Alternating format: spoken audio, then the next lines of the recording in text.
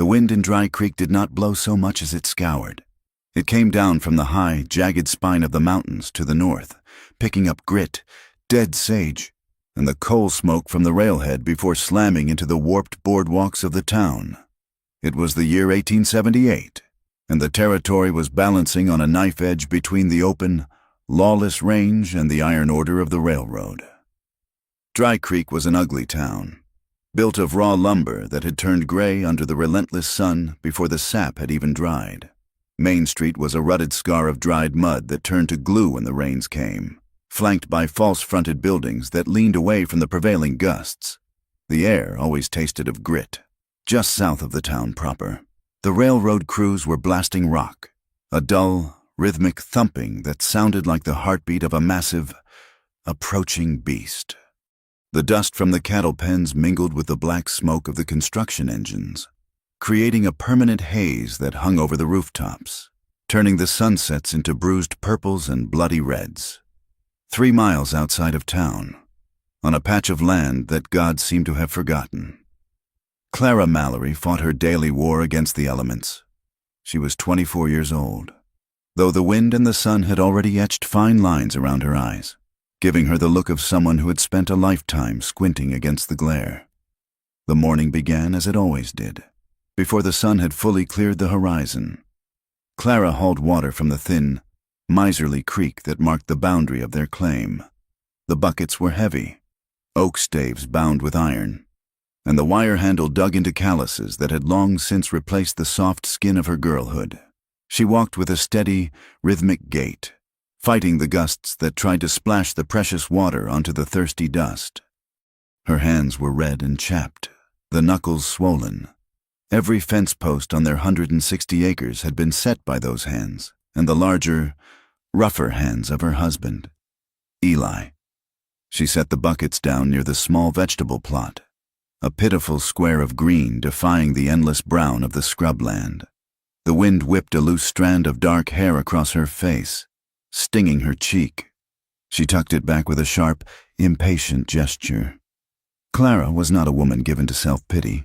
She had grown up in a shanty town near the mines, the daughter of a washerwoman who died coughing blood, and a father who vanished when the whiskey ran out. The townspeople of Dry Creek remembered that.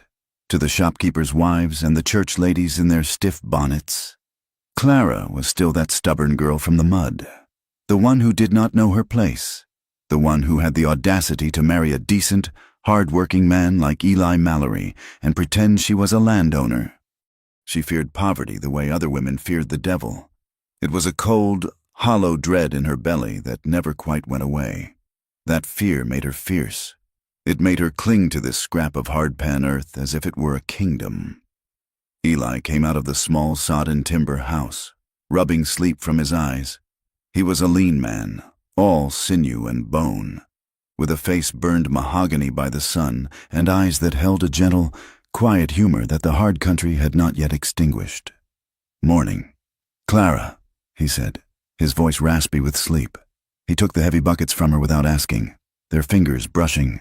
His skin was rough, like tree bark, but his touch was tender. He poured a little water into the basin for her to wash, then went to tend the 2 bony mules that were their livelihood. Later, they sat on the stoop sharing a tin cup of coffee. The beans were stale, stretched with chicory, but the heat of it was a comfort against the morning chill. Eli watched the horizon, where the faint green shoots of their wheat were fighting through the dry soil. "It looks good," he said softly. "If the rain holds off the rot, and the sun do not burn it, we might make enough to buy that plow come harvest." Clara leaned her head against his shoulder. He smelled of hay and sweat and tobacco. "It is going to make it," she said. "We did not work this hard for the wind to take it." Eli brushed a smudge of dirt from her cheek with his thumb. "You are too hard on yourself. Clara, you work like 2 men. I work like a woman who wants to keep her roof," she replied. They sat there for a moment, hands clasped, staring at the land. It was a simple, quiet intimacy, a silent acknowledgement that it was the 2 of them against a world that wanted to grind them into dust. But the world was getting closer. By mid-afternoon, the rumble of hooves announced the arrival of the trouble they had been dreading. Silas Braddock's men were riding the perimeter again. Braddock was the cattle baron of the valley, a man whose ambition was as vast as the territory. He owned the biggest herds, the sheriff, and the mayor. Now, with the railroad spur coming through, he wanted a continuous grazing route from the high pastures to the loading pens. The Mallory claim sat right in the middle of his path like a stone in a boot. 3 riders walked their horses along the fence line. They were hard men, dusted in trail grit, wearing pistols low on their hips. They laughed as they passed Clara, who was mending a section of wire. "Look at that," one of them called out, pitching his voice to carry over the wind, scratching in the dirt like a chicken. "Little people in the way of big plans," another shouted. "Shame to see a pretty woman working so hard for nothing." Clara did not look up. She twisted the wire tight, the barb biting into her leather gloves. She felt the old shame burn in her throat, the memory of being the washerwoman's daughter, but she swallowed it down. She would not give them the satisfaction of a reaction. 2 days later, the threat escalated from insults to authority. Sheriff Burke rode out to the homestead just as the sun was setting. Burke was a man who prided himself on his appearance. Even out here in the dust, his boots were polished to a high shine, and his vest was brushed clean. He had a smooth, fleshy face and eyes that were flat and dead, like a lizard basking on a rock. He was often seen drinking whiskey in the back room of the saloon with Braddock, nodding as the cattleman spoke. Eli met him at the gate. Clara stood on the porch, wiping her hands on her apron, her heart hammering a warning rhythm against her ribs. "Evening." "Eli," the sheriff said, leaning casually on his saddle horn. "Sheriff." Eli nodded, keeping his hands visible but away from his sides. Burke smiled, but it did not reach his eyes. "Just passing through. Had a chat with Mr. Braddock today. He is a generous man. Eli, he is worried about you folks out here. It is hard country. Accidents happen. Fires start. Wells go dry. We are doing just fine." "Sheriff," Eli said, his voice steady. Burke sighed, as if Eli were a slow-witted child. "He is offering $300 for the deed." "Eli, that is more than this patch of dirt will ever grow in 10 years. You could take that money, move on west, California, maybe." Eli straightened his back. "This is our land. I filed the claim. I proved it up. And I have the deed. It is not for sale. Not for 300. Not for 3,000. The sheriff's smile vanished instantly, replaced by a cold, hard look that made Clara's breath catch. "You are a stubborn man, Mallory. The law cannot always protect people who refuse to listen to reason." "I expect the law to protect my rights," Eli said. Burke chuckled, a dry sound like boots crunching on gravel. "The law does what it must. Son, you remember that." He turned his horse and rode off into the twilight. Clara rushed to the gate, grabbing Eli's arm. Her pride was flaring hot, but beneath it, the fear was coiling tight. "He threatened you?" she whispered. Eli put his arm around her. "He is just talking. Clara, just blowing wind for Braddock. We have the paper. They cannot touch us." But Clara watched the dust settle in the sheriff's wake, and she knew. She knew that in Dry Creek, paper meant nothing if you did not have the money to hold it down. The hammer fell 4 nights later. A railroad surveyor, a man named Holloway, who was known to take coin from Braddock to adjust property lines, was found shot dead near the newly laid tracks. He was lying face down in the dirt, a single bullet in his back. The town buzzed instantly. In the saloons and the general store, the gossip spread like wildfire. Men muttered over their beers that the homesteaders were getting desperate. They said the farmers were always trouble, holding up progress, getting violent when they could not pay their bills. Sheriff Burke did not investigate. He did not look for tracks. He did not question the drifters in town. He rode straight to the Mallory place with 4 deputies. They dragged Eli out of the field where he was working. They threw him into the dirt in front of Clara. "We found the gun," Burke announced, holding up an old Navy revolver. It had been found, he claimed, in the brush 10 yards from the body. It had Eli's initials scratched into the grip. "That is a lie," Clara screamed, rushing forward. "Eli has been here with me every night. That is not his gun." A deputy shoved her back, hard enough that she stumbled and fell. "We have a witness. Mrs. Mallory," Burke said smoothly. "A man saw your husband arguing with Holloway 2 days ago. Heard him say he would kill him if he crossed his line again. It was a setup, clumsy and brutal, but it was enough." Eli was hauled onto a horse, his hands bound behind his back. Clara ran alongside the horse for a quarter mile, clutching at Eli's leg, begging them to listen, until her lungs burned and her legs gave out. She watched them drag him toward town, the dust swirling around them, swallowing her husband. The trial was a farce held in the sweltering heat of the county courthouse. The air in the room was thick with the smell of unwashed bodies, tobacco, and old wood. The judge was a small, nervous man with watery eyes, a political appointee who owed his position to the influence of men like Silas Braddock. Burke presented the evidence with practiced theatricality. The gun, the paid witness, a drifter with shifty eyes who recited his lines while staring at the floor. The prosecutor painted Eli as a violent, desperate man, a failure who lashed out at the progress of the railroad. Clara sat in the front row, her hands gripping the wooden railing until her knuckles turned white. When the prosecutor called Eli a murderer, she stood up. "He is lying," she cried out, her voice cracking. Her desperation made her sound shrill, frantic. "You are all lying. Silas Braddock wants our land.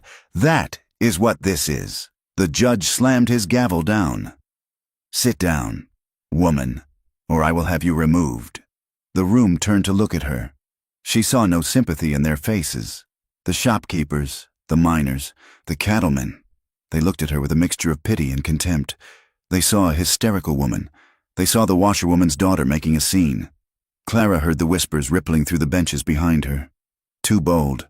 That one," a woman murmured, "always was too mouthy. Women should stay out of men's business." A man grunted. "Poor men get jealous and stupid when money is on the table," another whispered. Eli sat in the dock, his shoulders slumped, looking at Clara with eyes full of sorrow. He knew. He realized before she did that the truth did not matter here. The jury deliberated for less than an hour. Guilty. The sentence was death by hanging. The execution was set for noon the following day. The town square of Dry Creek was a flat expanse of beaten earth. The gallows was a rough construction of new pine, looking stark and yellow against the blinding white of the sky. The sun beat down with a physical weight, stinging the eyes and baking the dust. The whole town came out. It was a spectacle, a break in the monotony of the frontier. Men stood with their thumbs in their belts. Women shaded their eyes with parasols. There was a low hum of conversation, an uneasy energy. Clara stood at the very front of the crowd. She did not cry. She could not. Her grief had moved beyond tears into a place of crushing pressure. Her fingers dug into the rough wooden rail that separated the crowd from the scaffold. She squeezed so hard that a splinter drove deep into her palm, and a drop of dark blood welled up. But she did not feel it. They brought Eli out. He looked small between the burly deputies. His hands were tied behind him, and he walked with a slight limp. When they led him up the stairs, the creak of the wood was the only sound in the square. The silence was heavy, suffocating. Sheriff Burke stood on the platform, looking solemn, acting the part of the reluctant servant of justice. He checked the knot. He placed the hood over Eli's head. But before he did, Eli found Clara in the crowd. His eyes locked onto hers. There was no fear in them, only a profound love and a terrible apology. He mouthed her name. Clara's breath hitched in her chest. She wanted to run to him, to tear the wood apart with her bare hands, but her legs were frozen. "Any last words?" Burke asked, his voice booming for the crowd. Eli spoke through the hood, his voice muffled but clear. "I am an innocent man. God judge you all." Burke signaled the executioner. "Eli!" Clara screamed. The sound tore out of her throat, raw and animalistic. "Eli!" The trapdoor dropped with a thunderous crack. The rope snapped tight. The body jerked violently, then swung, twisting slowly in the hot wind. The crowd let out a collective breath, a sound that was half gasp, half sigh. Then, quickly, The unease set in. They began to disperse, eyes downcast, moving away from the sight of the dead man as if his bad luck might be contagious. Clara did not move. She stood there as the square emptied, as the sun began its long slide down the sky. She watched the boots of the man she loved swinging empty in the air. She made a low, keening sound, a high-pitched vibration in her throat that she could not stop. It was the sound of a heart breaking, piece by piece. Eventually, the undertaker came. Clara fought him at first, clawing at his coat, but then the strength left her. She took the body home in the back of a borrowed wagon. That night, the shack was silent. The silence was heavier than the wind. It pressed against the walls, filled the corners, sat on her chest. Clara sat in the rocking chair, Eli's heavy wool coat in her lap. She stroked the rough fabric, smelling the lingering scent of him, tobacco, earth, and sweat. Outside, the wind rattled the loose boards of the siding, a lonely, ghostly sound. She sat there for hours as the moon rose and the shadows stretched across the floor. Slowly, the grief began to change. The weeping had stopped. The keening had faded. In the hollow space where her heart used to be, something cold and hard began to crystallize. She thought of Sheriff Burke's polished boots. She thought of the way he smirked when he told Eli to sell. She thought of Silas Braddock's men laughing at her. She thought of the townspeople turning their faces away, content to let a murder happen so long as it was done legally. The law must do what it must. That is what they had said. Clara stood up. The movement was stiff, mechanical. She walked to the small wooden chest tucked under their bed. She knelt on the rough floorboards and opened the lid.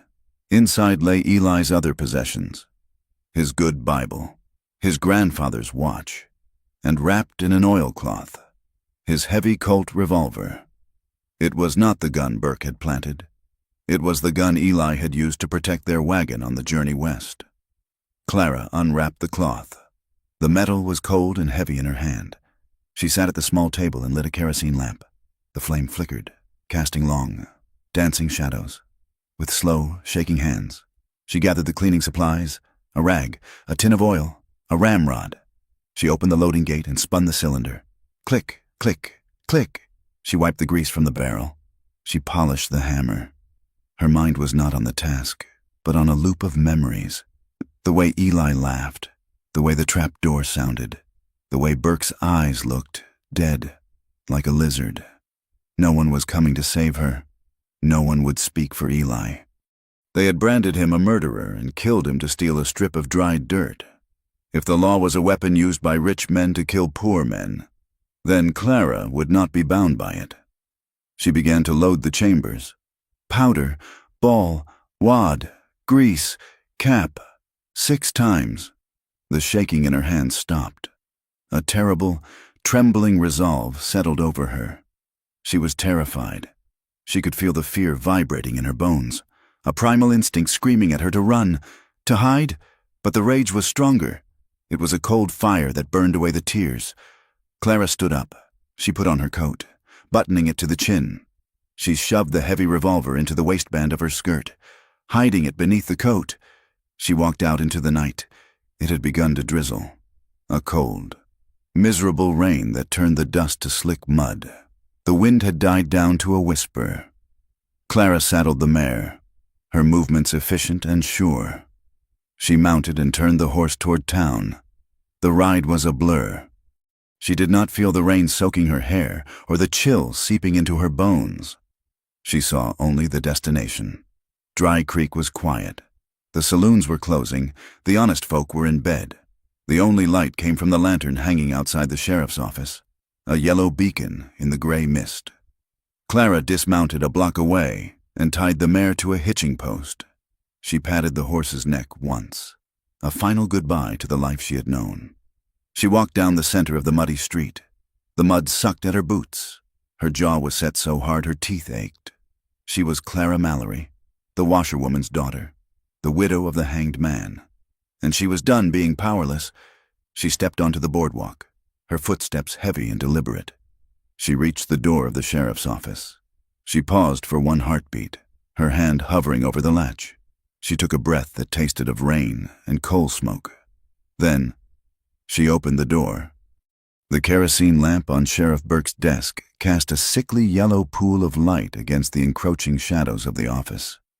Outside, the rain had settled into a steady, rhythmic drumming against the window pane, a weeping sound that seemed to wash the color out of the world.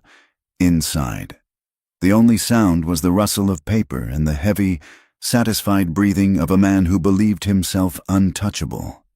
Clara stood just inside the door, the water dripping from the hem of her coat to form a dark puddle on the floorboards. She felt lightheaded, as if her body were floating a few inches above her boots. Her hand was shoved deep inside her coat, gripping the cold, walnut handle of Eli's revolver. Burke did not look up immediately. He was busy. A stack of greenbacks sat on the blotter, crisp and new. The kind of money that did not circulate among the farmers and miners of Dry Creek. Beside the money lay a document with a heavy wax seal. Clara recognized the seal even from this distance. It belonged to Silas Braddock. Burke was counting the wages of his sin. 50, 100, 150, Burke muttered, wetting his thumb to turn a bill. He finally sensed her presence. He stopped, his hand hovering over the cash, and looked up. For a moment, his face registered genuine surprise, followed quickly by a smirk that made the bile rise in Clara's throat. "Well now, Mrs. Mallory," Burke said, leaning back in his chair. The wood groaned under his weight. "You should not be out in this weather. It is a long ride back to that empty shack of yours." Clara took a step forward. The floorboard creaked. "I came to ask you why," she said. Her voice was low, trembling not with fear, but with the sheer effort of keeping the scream inside her chest. "Why?" Burke chuckled. A wet, dismissive sound. He picked up a pen and twirled it between his fingers. "There is no why. Clara, just the way of things. Eli was a fool. I told him to sell. A man who cannot listen to reason is a man who invites the reaper." "He was innocent," Clara said. "You framed him. You killed him for land." Burke's smile vanished, replaced by the flat, dead look of a reptile. He stood up, placing his hands on the desk. He looked at her not as a person, but as a nuisance, a fly buzzing around his dinner.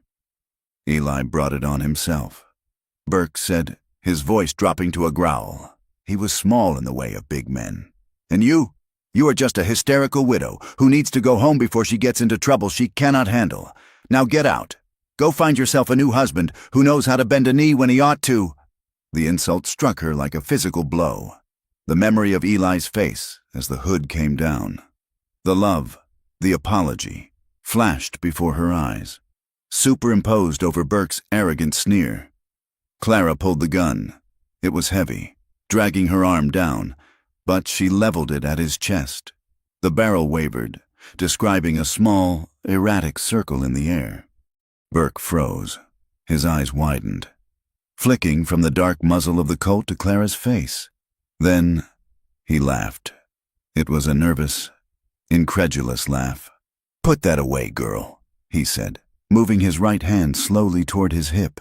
"You do not have the sand to pull that trigger. You are shaking like a leaf. Do not touch your gun," Clara whispered. Burke sneered. "Go home, Clara, before I have to—" He moved. His hand dropped to his holster with the speed of a man who had used his weapon to intimidate 100 times before. Clara did not think. She did not aim. She simply squeezed her hand shut. The explosion was deafening in the small room. It was not a pop, but a roar that slapped against the walls and shattered the air. The muzzle flash blinded her for a split second. Through the smoke, she saw Burke jerk backward as if kicked by a mule. He slammed into the metal filing cabinet behind him, the impact rattling the drawers, before sliding down to the floor. A dark, wet stain was already blossoming on the white of his shirt, right over his heart. He looked at her, his mouth opening and closing silently, his eyes full of shock and a sudden, terrible understanding. Then his head lolled to the side, and he was still. Clara stood frozen. The gun smoke drifted up into the lamplight, acrid and biting. Her ears were ringing. She stared at the man who had murdered her husband. Now, a heap of cooling meat on the floor. She expected to feel triumph. She expected to feel righteous. Instead, she felt a hollow, terrifying coldness. She had just killed a man. She had crossed a line that could never be uncrossed. The sound of shouting rose from the street outside. The gunshot had been heard. "They are coming," she whispered to herself. She looked at the desk. The money was scattered. The document with Braddock's seal lay open. Instinct took over. A frantic, animal need to grab something. Anything that proved she was not crazy. That this was not senseless. She shoved the gun back into her belt and grabbed the stack of papers from the desk. Deeds. Letters. The survey maps. She crumpled them into a ball and shoved them into the deep pocket of her coat. She turned and ran. Clara burst out of the office door just as a figure rounded the corner from the saloon. It was a deputy. A young man named Miller who had held Eli's horse while they tied him up. "Hey!" Miller shouted, seeing her running silhouette. "Stop!" Clara did not stop. She scrambled down the boardwalk steps into the mud. Miller drew his weapon and fired. The bullet whistled past her ear, slapping into the wood of the sheriff's office with a dull thud. Clara ducked into the narrow alley between the general store and the livery stable. It was pitch black, smelling of wet hay and manure. She stumbled over a discarded crate, scraping her shin, but the pain felt distant. She reached the back of the stable where she had tied the mare. The horse was tossing its head, spooked by the gunshot. Clara fumbled with the knot, her fingers slick with rain and sweat. Come on," she hissed. The knot gave way. She dragged the mare to a mounting block and hauled herself into the saddle. She kicked the horse's flanks hard. They burst out of the alley and into the open scrub behind the town. Shouts were echoing down Main Street now, lanterns bobbing in the darkness like angry fireflies. Clara did not look back. She leaned low over the mare's neck, guiding her toward the open darkness of the range. The rain began to harden, turning into sleet that stung her face like thrown gravel. She pushed the horse into a gallop, the hoofbeats swallowed by the mud and the wind. Behind her, the faint glow of Dry Creek faded until it was nothing but a smudge of yellow against the black night. She was alone in the void. The landscape, once her home, turned into a hostile stranger. The hills were jagged silhouettes that seemed to lean in, blocking the sky. The washes, usually dry, were running with thick, brown sludge that threatened to trap the mare's legs. The wind cut through her thin wool coat as if it were made of lace. Clara's teeth began to chatter, a violent rattling she could not control.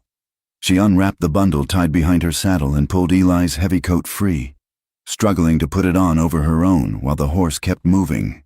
It smelled of him.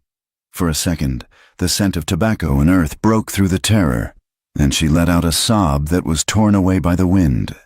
She buttoned it tight, wrapping herself in the ghost of her husband, and rode on into the freezing dark. 2 hours later, in the warm, dry parlor of the mayor's house, Silas Braddock stood by the fireplace, warming his hands. He was a large man, built like a bull, with a thick neck and hands that could crush a walnut. Judge Holloway sat in a plush armchair, nursing a glass of brandy. His face was pale. "Dead," Braddock said, staring into the flames. "Shot in his own office by a woman. It is embarrassing. Judge, she is a wildcat," the judge muttered, his hands shaking as he lifted the glass. "I told you we should have run her off the day after the hanging, and missed the chance to make an example." Braddock turned, his eyes hard. "This changes nothing. In fact, it simplifies things. Before, she was a grieving widow. People might have felt sorry for her. Now, she is a cop killer, a murderess. We have to catch her," the judge said. "The town is in an uproar." "We will catch her," Braddock said, "but I do not want the local boys fumbling around in the hills. She grew up here. She knows the land better than those drunk deputies. We need a professional, someone who does not care about sob stories." He walked to the writing desk and pulled out a telegraph form. "I know a man," Braddock said, the pen scratching loudly across the paper.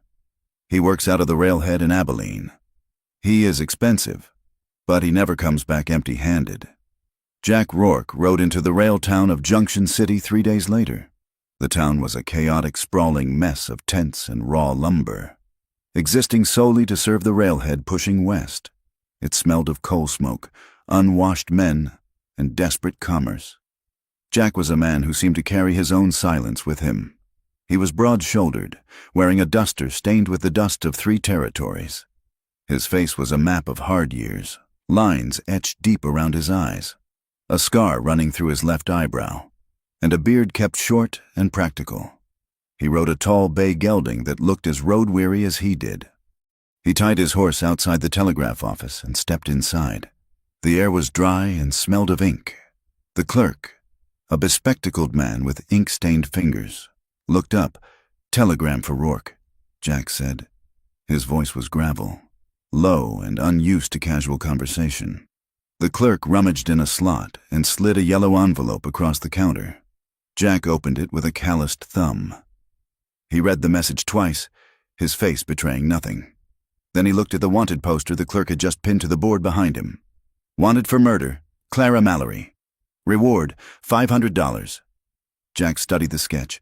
It was a crude likeness, but it showed a woman with high cheekbones and intense eyes. $500, Jack murmured. "That is a lot of coin for a woman." "She shot a sheriff," the clerk said, eager to gossip. "Put a hole right through his heart. They say she is a cold one, mad as a hatter, killed him in cold blood while he was doing his paperwork." Jack looked at the poster again. Beneath the name, in smaller print, it read, "Widow of Eli Mallory, recently hanged for murder." The details snagged in his mind like a burr. A widow, shooting the man who likely hanged her husband. He walked out of the office and headed for the nearest saloon. He needed a drink to wash the trail dust from his throat. The saloon was crowded, loud, and smoky. Jack found a spot at the end of the bar. He ordered a whiskey and listened. A bounty hunter's best tool was not his gun, but his ears. "You hear about that business down in Dry Creek?" A man 2 stools down was saying to his companion. "Yeah, crazy business. They say she'd walked right in and blasted him." "Good riddance, if you ask me," the companion muttered into his beer. "Burke was crooked as a dog's hind leg. And that hanging? I was there delivering supplies. Never saw a trial go that fast." 10 minutes of talking and then the rope. "Hush up," the first man said, looking around. "Braddock has ears everywhere." Jack sipped his whiskey. The burn was familiar and grounding. So, the sheriff was crooked, and the hanging was rushed. That explained the widow's anger. It did not change the job, though. A warrant was a warrant. The law was the brittle skeleton holding this wild country together. If you broke it, you paid. He fingered the last few coins in his pocket. He was down to his last $4. His horse needed shoes. He needed ammunition. He could not afford to have a conscience about the tragic backstory of his targets. He finished the drink in one swallow and set the glass down with a sharp clack. "I will take the job," he said to the empty air. Clara had found the line shack by accident. It was tucked into a fold of the foothills, 20 miles north of Dry Creek. It had been abandoned for years. The roof had collapsed in one corner, and the door hung on a single leather hinge. It was barely shelter, but it was out of the wind. Inside, Clara huddled in the corner. She had managed to gather some dead sagebrush and a few damp logs. Her hands were numb, the fingers stiff and clumsy as she struck a lucifer match. The flame flared blue and orange, a tiny miracle in the gloom. She cupped her hands around it, feeding it dry grass until the fire caught. Smoke filled the small space, stinging her eyes, but the warmth was worth it. She held her hands so close to the flames that the skin turned red. She was hungry. Her stomach was a knotted fist of pain. She had eaten nothing but a handful of dried berries she found on a bush near the creek. She reached into her pocket and pulled out the ball of crumpled papers she had taken from Burke's desk. She smoothed them out on her knee. Squinting in the dim firelight, there were deeds. Deeds to the Miller farm, the Henderson place, and the creek access for the Lazy J Ranch, all signed over to Silas Braddock for pittance sums. Then she found the letter. It was addressed to Burke, written in a sprawling, arrogant hand. Burke, the railroad surveyor will be in town on Tuesday. Ensure he finds problems with the Mallory boundary. If Eli Mallory refuses to sell, apply the necessary pressure. The rail spur must go through that valley. I do not care how you clear the obstruction. Just clear it. S. Braddock. Clara stared at the words. The letters seemed to swim before her eyes. Ensure he finds problems. Apply pressure. Clear the obstruction. Eli was the obstruction. A sob broke from her chest, a ragged, tearing sound. She rocked back and forth, clutching the letter to her chest. "I'm sorry. Eli," she whispered to the empty shack. "I'm so sorry. I did not know. I thought it was just greed. I did not know they planned it all along." She looked at the fire. She felt a strange duality within her. Part of her was the terrified young woman who had watched her husband die. But another part, a new and frightening part, was the woman who had pulled the trigger in that office. She remembered the kick of the gun, the way Burke fell, and she realized with a jolt of horror that she did not regret it. She only regretted that Braddock had not been standing next to him. "I am going insane," she thought. "The silence is eating me. Talk to me. Eli," she begged. "Please, just tell me what to do." But the wind only howled through the gaps in the logs, and the fire popped and hissed. She was alone with the evidence of a conspiracy she could not prove and a crime she could not deny. Jack Rourke arrived in Dry Creek 2 days later. He did not announce himself. He rode in quietly, tied his horse, and began to work. He visited the sheriff's office first. The bloodstain was still on the floor, dried to a rust color. He noted the angle of the shot, the position of the filing cabinet. She had been close. It wasn't a sniper's shot. It was a confrontation. He walked the town. He spoke to the blacksmith, the livery owner, the women hanging laundry. She was a stubborn one, the blacksmith said, hammering a glowing horseshoe. Always had a look in her eye like she was better than her station. But killing? I never figured her for a killer. The livery owner was less guarded. Burke was a snake. Everyone knew it. And that hanging, well, let us just say Eli Mallory was a good man who had bad luck with his neighbors. Jack went to the general store. The owner, an old man with spectacles thick as bottle bottoms, hesitated before speaking. "She came in here sometimes," the old man said softly. "Bought flour, coffee. She counted every penny. But she was kind. Once. She helped my wife lift a heavy sack when my back was out. She did not seem like a monster. Mister, she seemed like a woman who was scared." Jack walked out into the sunlight, tipping his hat. The picture was forming, and he did not like it. The official story, the cold-blooded cop killer, was fraying at the edges. He saw a desperate woman pushed into a corner, but sympathy did not pay for horseshoes. He rode out to the Mallory place. The house was empty, the door swinging open. Looters had already been there. The furniture was overturned, the meager possessions gone. He found the tracks behind the barn.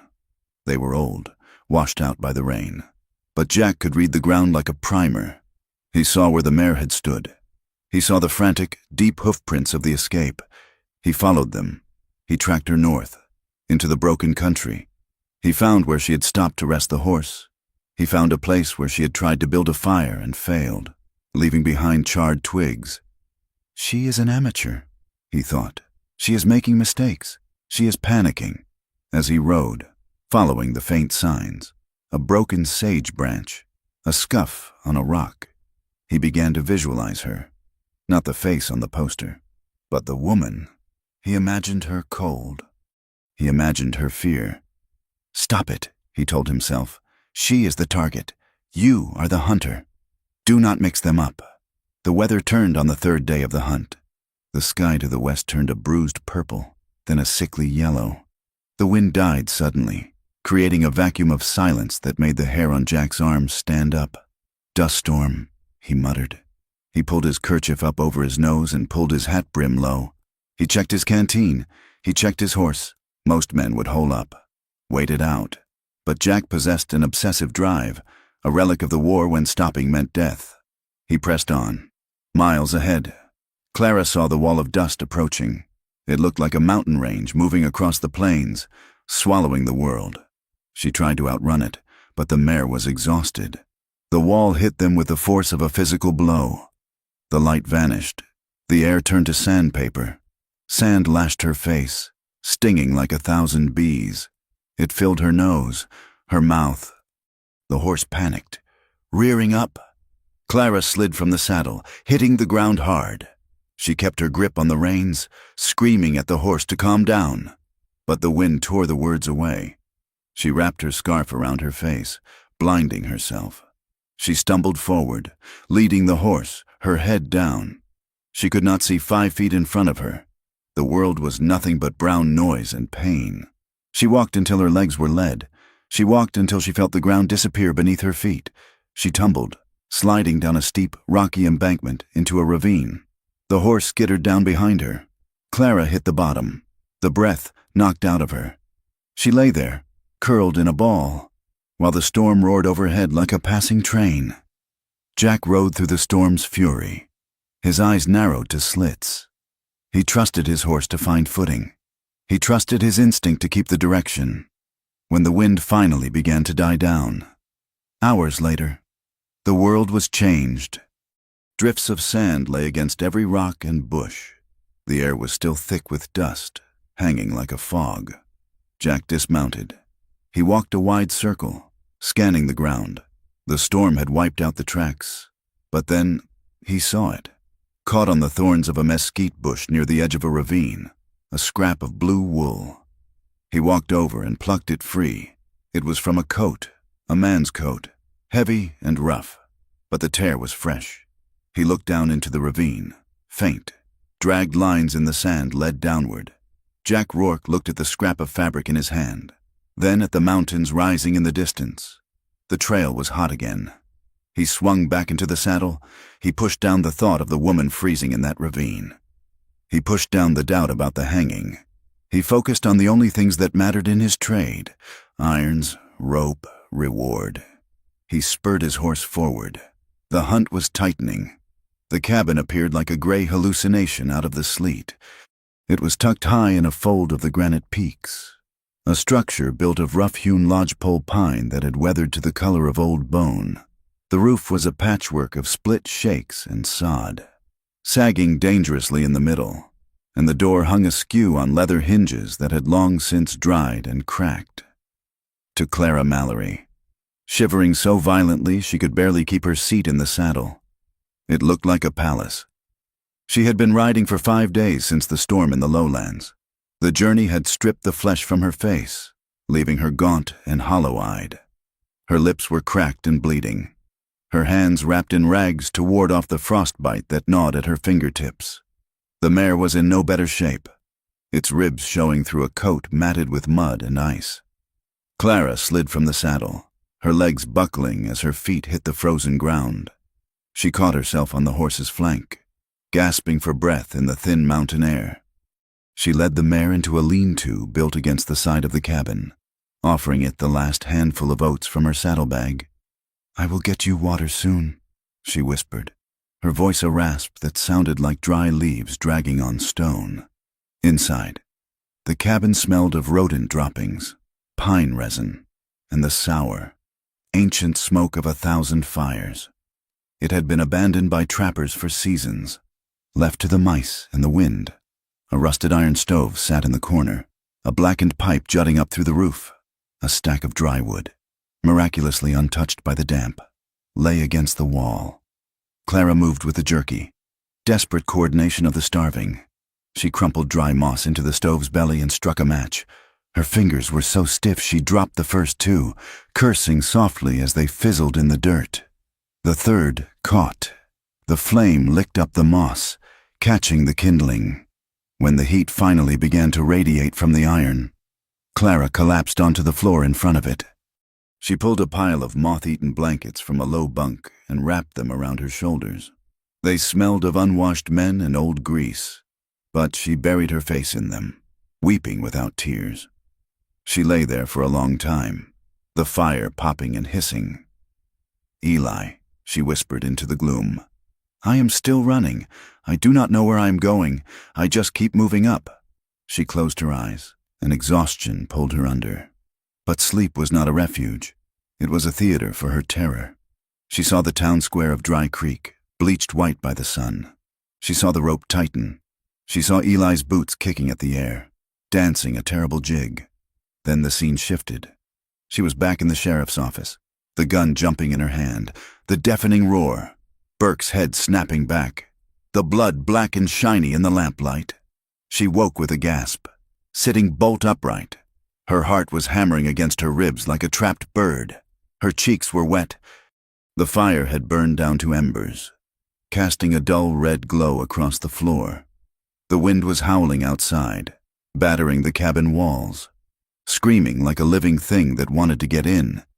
2,000 feet below, Jack Rourke was pushing his way up a scree slope that would have broken a lesser man. The trail had turned brutal. The scrubland had given way to jagged rock and thin, twisted pines that clung to the mountain face with desperate roots. The air here was thin and sharp, biting deep into the lungs with every breath. Jack rode with his chin tucked into his collar. He had been tracking Clara Mallory for a week now. She was good at hiding, better than he had expected, but she was an amateur at covering her tracks.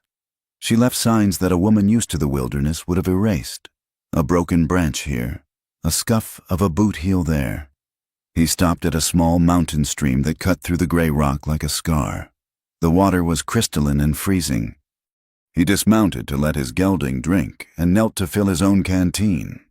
Something caught his eye on the bank, a flat stone, smooth and dry, where someone had knelt recently. He leaned closer. In the mud beside the stone, there was a faint, milky residue.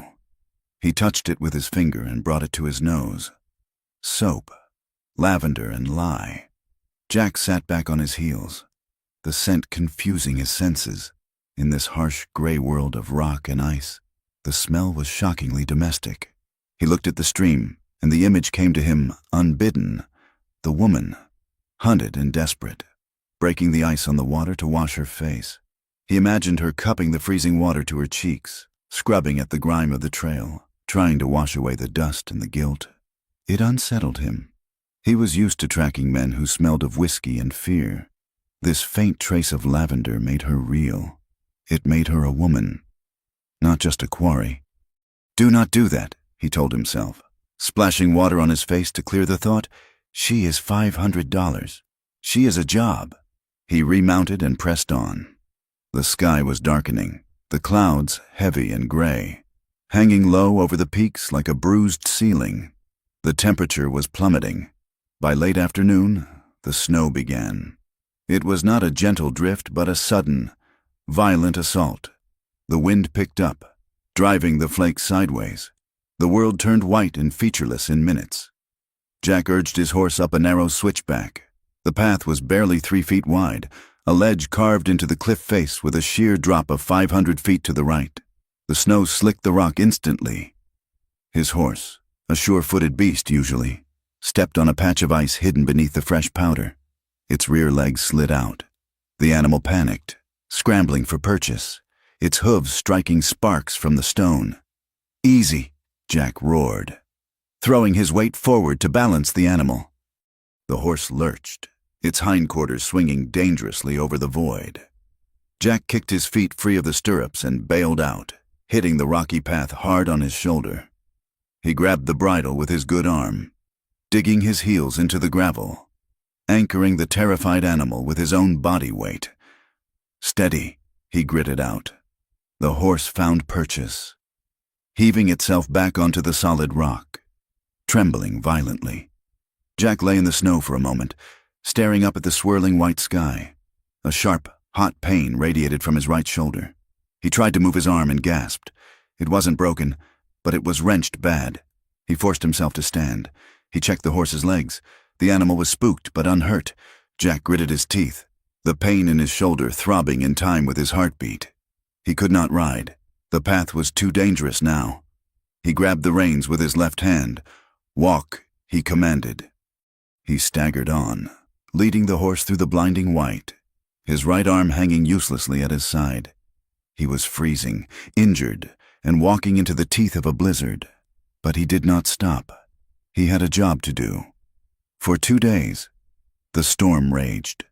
Clara was a prisoner in the cabin. The snow piled up against the door, sealing the cracks but also burying the world. The wind did not stop. It roared and shrieked, tearing at the loose shingles on the roof.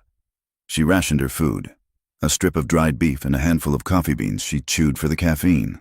Hunger was a constant, gnawing companion. But worse than the hunger was the silence inside the noise. She paced the small room, 4 steps one way, 4 steps back. The isolation pressed in on her. She began to feel the edges of her mind fraying. She talked to the walls. She talked to the stove. "They are going to come," she said to a knot in the wood floor. "They are going to bring the rope." She imagined she heard voices in the wind. Sheriff Burke laughing, Eli calling her name. She would rush to the window, scraping away the frost, only to see the endless, swirling white. "Am I going mad?" she wondered. "Is this what it is to be a murderess? You just go mad in the dark." On the morning of the 3rd day, the wind died. The silence that followed was deafening. The sun broke through the clouds, brilliant and blinding, reflecting off the fresh snow. Jack Rourke, half frozen and delirious with pain, crested the ridge. He blinked against the glare. His coat was stiff with ice. His beard was a mask of frost.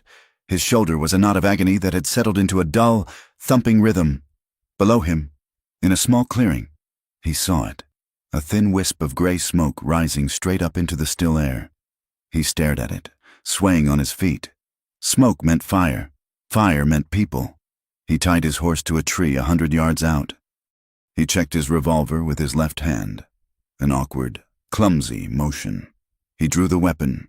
He moved toward the cabin. Every step crunched loudly on the crusted snow. The sound was like a gunshot in the pristine silence. Inside, Clara froze. She was adding a log to the fire when she heard it. Crunch, crunch. It was not the wind. It was not a falling branch. It was the heavy, rhythmic tread of a man. Terror, cold and absolute, washed over her. She dropped the log. She scrambled for the table where she had laid Eli's colt. Her hands shook so violently she nearly knocked the gun onto the floor. She gripped the handle, the heavy steel shaking in her grip. She moved to the side of the door, pressing her back against the rough logs. Her breath came in shallow, panicked gasps. Crunch, crunch. The footsteps stopped right outside the door. Clara thumbed back the hammer. The click sounded like thunder. The latch lifted. The door, swollen with damp, groaned as it was shoved open. Jack stepped into the doorway, his silhouette dark against the blinding snow. He held his gun in his left hand, his right arm tucked into his coat. He looked like a revenant, a dead man walking, covered in ice and exhaustion. For a split second, time suspended. Jack saw her. He saw a woman who looked nothing like a killer. She was small, wrapped in oversized, filthy blankets. Her hair a wild tangle, but her eyes were wide, feral, and terrified. Clara saw him. She saw a large, looming shape. She saw the glint of a gun. She saw the law coming to finish what it started. "Drop it!" Jack croaked, his voice ruined by the cold. Clara screamed, a wordless cry of defiance, and pulled the trigger. The gun bucked in her hand. The shot went wide, splintering the door frame inches from Jack's head. A sliver of wood sliced his cheek, and the bullet grazed the heavy wool of his sleeve, burning the skin of his arm. Jack reacted on instinct. He did not fire back. He dove to the right, crashing into the room. He hit the floor hard, rolling onto his bad shoulder. A white-hot bolt of pain blinded him, and he roared. Clara was trying to cock the gun again, but her thumb slipped on the hammer. She swung the heavy barrel toward him as he scrambled up. Jack lunged. He slammed into her, driving her back against the rough-hewn table. The table skidded, screeching across the floor. "Get off me!" she shrieked, striking at him with her free hand. She clawed at his face, her nails digging into his frozen skin. Jack caught her wrist, the one holding the gun. He pinned it to the table. She was strong, fueled by a hysterical, desperate strength. She kicked at his shins, her body thrashing. "Stop it!" Jack shouted, gritting his teeth against the pain in his shoulder. "Stop it! Damn you!" She swung a piece of firewood from the pile with her left hand, bringing it down on his back. It was a glancing blow, but it staggered him. They wrestled, a clumsy, violent dance in the confined space. They fell together, crashing onto the dusty floorboards. Jack landed on top of her, his weight pinning her down. He used his good arm to wrench the gun from her fingers. He tossed it across the room where it skidded under the bunk. Clara continued to fight. She bucked and twisted, her breath coming in sobbing gasps. Jack pressed his forearm across her chest, not to crush, but to hold. "Enough," he yelled, his face inches from hers. Suddenly, the fight went out of her. She went limp beneath him, staring up with eyes that were swimming with tears. They lay there for a moment, panting. The silence of the cabin rushed back in, heavy and thick. The physical intimacy of the struggle hung in the air, shocking and raw. Clara could feel the heat radiating from his heavy coat. She could smell the sweat of his exertion, the wet wool, the faint metallic tang of blood from his cheek. She could feel his heart hammering against her own chest, a frantic rhythm that matched hers. Jack looked down at her. He saw the pulse fluttering in her throat. He saw the grime on her skin, the hollows of her cheeks. He felt the fragile cage of her ribs beneath his arm. This was not a target. This was a woman. A terrified, starving woman. He realized his face was dangerously close to hers. He could feel her breath on his skin. He jerked back as if burned, scrambling to his knees and then to his feet. He backed away, scooping up her gun and shoving it into his belt. He stood leaning against the wall, cradling his injured arm, breathing hard. "I am not here to kill you, Mrs. Mallory," he said, his voice rough. "If I wanted you dead, you would not have heard me coming." Clara sat up slowly, pulling the blankets back around her. She wiped her nose with the back of her hand. She looked small on the floor, defeated. "You are a bounty hunter." She spat. The words were venomous, but her voice cracked. "You are just another man looking for a payday. You want to drag me back to Braddock so he can hang me like he hanged Eli." Jack looked at her. He saw the red rims of her eyes. He saw the grief that was etched into her face deeper than the hunger. "I am bringing you in to face the law," Jack said. "Not Braddock. The law? The law?" Clara let out a bitter, jagged laugh. "There is no law. There's only Braddock's money. That is all there is. And you are just his dog?" Jack flinched. The insult landed. He looked at the woman, trembling, fierce, broken, and he felt a sudden, deep exhaustion that had nothing to do with the snow. "The storm is not done," Jack said, glancing at the window where the sky was darkening again. "We are trapped here until it clears." He reached into his pocket and pulled out a length of rawhide cord. "Put your hands out." Clara glared at him, but she held out her wrists. Jack tied them, his movements efficient but careful. He noticed the skin of her wrists was raw and chafed, bruises blooming purple and yellow. She had been hurting herself, probably struggling with firewood or the horse. He hesitated. He looked at the bruises, then at her face. He tied the knot, but he left it loose, just enough to hold, not enough to bite. "Sit by the fire," he said. "Do not make me tie you to the post." The hours stretched out, long and cold. The wind picked up again, rattling the door. Jack sat on the only chair, nursing his shoulder. He had found some dried beans in his saddlebag and boiled them on the stove. He offered the tin plate to Clara. She looked at it suspiciously, then took it. She ate ravenously, her hands shaking. Jack watched her in the lantern light. The flame cast long shadows that danced on the walls. "Why did you do it?" Jack asked quietly. Clara stopped eating. She stared into the fire. He smirked. She whispered, "What, Sheriff Burke?" He smirked. "He sat there counting Braddock's money, and he told me Eli deserved it. He told me Eli was a fool for not selling." She looked up at Jack, her eyes burning. "Eli did not have a gun that night. He was home with me. Burke planted it. He brought a witness who lied. The judge knew it. Everyone knew it. But they hanged him anyway because Braddock wanted our creek for his cows. She took a breath, her voice rising. I went there to ask him why. I just wanted to know why they had to kill him. Why couldn't they just take the land? And he laughed at me. He reached for his gun. She looked down at her bound hands. I did not mean to go there to kill him. But when he touched his pistol, I stopped being me. Jack listened, his face unreadable in the shadows. He wanted to dismiss it. He wanted to tell her she was lying, but the story had the ring of truth. It fit the pattern he knew too well. He remembered the war. He remembered a colonel who had sent a unit of fresh boys into a ravine to draw fire, knowing they would be slaughtered, just so he could flank a position that didn't matter. He remembered the letters of condolence that lied about bravery and purpose. He remembered the way power worked. It rolled over the weak. And then it wrote the report to say the weak had thrown themselves under the wheels. He was Braddock's man. Jack said, Burke. He was Braddock's creature, Clara corrected. Jack shifted, the pain in his shoulder flaring. He looked at Clara. She wasn't the villain the poster described. She was a casualty. I believe you, he said. The words hung in the air. Clara looked at him, stunned. You do? Jack nodded slowly. I have seen men like Braddock before. They build their empires on bones. Clara stared at him, her composure, held together by rage and terror for so long, suddenly shattered. Her chin trembled. A sob escaped her throat. Then another. She bent forward, her forehead resting on her knees, and her shoulders began to shake with silent, racking grief. Jack watched her, feeling a tightness in his own chest. He was a man who avoided emotion. He lived in a world of hard facts and cold trails. But seeing this woman break apart in front of him tore at something he thought he had buried. He stood up, instinctively, almost against his will. He crossed the small space between them.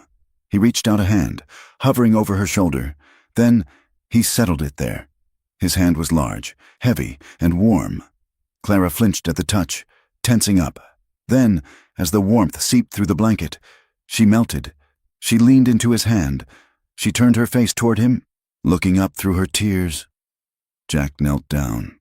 He did not know why. He just knew he could not stand above her while she wept. Clara leaned forward. Her forehead touched his good shoulder. She wept into his heavy coat, the sound muffled and raw. Jack froze. He should push her away. He should check her bonds, but he didn't. He raised his hand and awkwardly patted her back. It is all right, he murmured. The words felt foreign in his mouth. Clara lifted her head. Their faces were inches apart. She saw the lines of fatigue around his eyes, the gray in his beard, the scar that cut through his brow. She saw a man who was tired of hunting. Jack saw the tear tracking through the dirt on her cheek. He saw the pulse in her neck. He smelled the faint, lingering scent of lavender soap beneath the smoke and fear. For a moment, the cabin fell away. The law fell away. There was just the storm outside and the two of them inside, the air between them charged with a sudden, electric tension. It was not just comfort. It was recognition. Two lonely, scarred people finding a moment of warmth in a cold world. Clara leaned in slightly. Jack felt her breath on his neck. His heart hammered a warning, but his body leaned toward her. Then, reality crashed back in. Jack pulled back abruptly, scrambling to his feet. He backed away to the window, staring out at the blackness of the night. His breath was coming fast. I have to check the horses. He lied. The horses were in the lean-to. He could not check them without going out into the storm. He turned back to her, his face hardening into a mask of professional distance. I still have to take you in. Clara, the warrant stands. I cannot change the law. Clara wiped her face. Her eyes hardened again, the vulnerability vanishing behind a wall of steel. But as she looked at him, there was something else there too. A question, a curiosity. I know, she said softly. You have a job. Jack did not answer. He moved to the other side of the room, laying his bedroll out as far from her as he could. He blew out the lantern. The darkness was complete, save for the dying glow of the stove. Jack lay on his back, staring at the invisible ceiling. His shoulder throbbed. But it was the memory of her weight against him, the smell of her hair, that kept him awake. Across the room, Clara lay still. She could hear his breathing. She could feel his presence like a gravitational pull. She was afraid of the morning. She was afraid of the rope. But for the first time in months, she was not alone in the dark, and that frightened her more than anything. The storm broke just before dawn, leaving the granite peaks wrapped in a silence so profound it felt heavy on the eardrums. The world had been scrubbed clean and painted in blinding white. The sky was a hard, polished blue, the kind that offered light but no warmth. Jack Rourke stood outside the cabin, cinching the saddle onto his gelding. His movements were stiff and measured. His right shoulder was a knot of blue-black bruising and deep, throbbing ache, screaming in protest every time he lifted his arm. He grit his teeth, forcing the leather strap tight with his good hand and the leverage of his body weight. Inside, Clara Mallory was wrapping her feet in fresh strips of cloth torn from the hem of her skirt. She pulled her boots on, wincing as the stiff leather bit into her chilblains. She looked at the empty cabin one last time, the cold stove, the dust motes dancing in the shafts of light, the place where she had almost killed a man and then wept on his shoulder. She walked out into the snow. The glare was instant and painful. "We have to move," Jack said, not looking at her. "The snow will hide our tracks for a few miles, but if we stay, we die." He helped her onto the mare. The contact was brief, his hand gripping her elbow to boost her up. She felt the strength in his fingers, impersonal and professional. Yet she remembered the weight of his hand on her back the night before. She said nothing. They began the descent. The trail was a treacherous ribbon of white carved into the side of the mountain. The snow hid the loose shale and patches of slick ice that lay beneath. They rode in single file, Jack leading, his eyes scanning the ridgelines for movement. The air was so cold it crystallized in the nose. The only sounds were the crunch of hooves, the creak of saddle leather, and the occasional slide of snow dumping from a pine branch. An hour down the slope, the trail narrowed around a sharp limestone outcrop. The drop to the left was sheer, 1,000 feet of empty air falling away to the tree line below. Clara's mare was tired. The animal placed a hoof on a flat rock that looked solid but was coated in a sheet of transparent verglas. The hoof skated outward. The mare scrambled, legs flailing, hindquarters swinging dangerously over the edge. Clara let out a sharp cry, grabbing the saddle horn as the world tilted. The horse's panic was contagious. It scrabbled for purchase, sending a shower of rocks clattering into the void. Jack reacted before the sound of her cry had faded. He spun his gelding, ignoring the pain that tore through his shoulder, and launched himself from his saddle. He landed hard on the icy trail and lunged for Clara. His boots found purchase in the snow. His good arm clamped around her waist, dragging her from the saddle just as the mare's rear leg slipped entirely over the lip. "Jump!" Jack roared. He hauled her backward, slamming her against the rock wall of the cliff face. The mare, relieved of the weight, managed a frantic, heaving lunge and scrambled back onto solid ground. Trembling and blowing hard, Clara was pressed flat against the stone, her breath coming in short, terrified gasps. Jack was pressed against her, his body acting as a barrier between her and the drop. His arm was still wrapped tight around her waist, pinning her to the safety of the wall. For a long, suspended moment, neither of them moved. Clara could feel the heat of him through their coats. She could feel the rapid, heavy thud of his heart against her shoulder. His face was inches from hers, his eyes wide and alert, scanning her face for injury. "Are you hurt?" he demanded, his voice rough. Clara shook her head, unable to speak. She was acutely aware of his strength.